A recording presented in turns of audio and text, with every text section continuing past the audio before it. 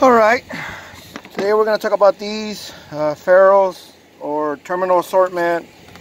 Here's the part number, the brand, and all that good junk. Let's get to it. Okay, so we got a 7-way. This is a 7-way. This is what it normally goes in the trailer, and they just push in, and you know, that's it. But unfortunately, we have drivers that don't know how to drive. They twist things up, and these things, I don't know if you can see it, it's damaged internally. So we need to make a temporary repair to get this guy going. So what's going to happen is we're going to put an old school one. Old school means it's got screws.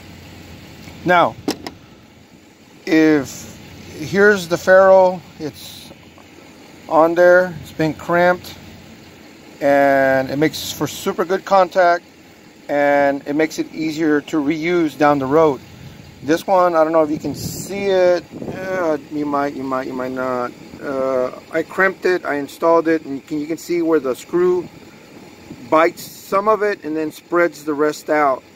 So that's not for a good contact. So we always use this ferrules, and it takes a special set of pliers. You put it in there, you compress it, and let me tell you what, it is a lot better than this setup.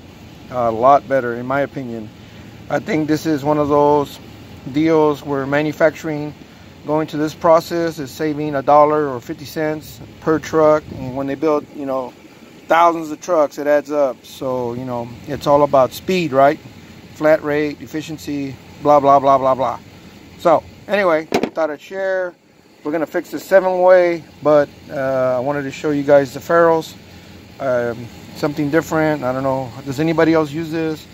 Anyway, like, subscribe, comment, and we gotta get to work. We gotta get this guy going. Bye.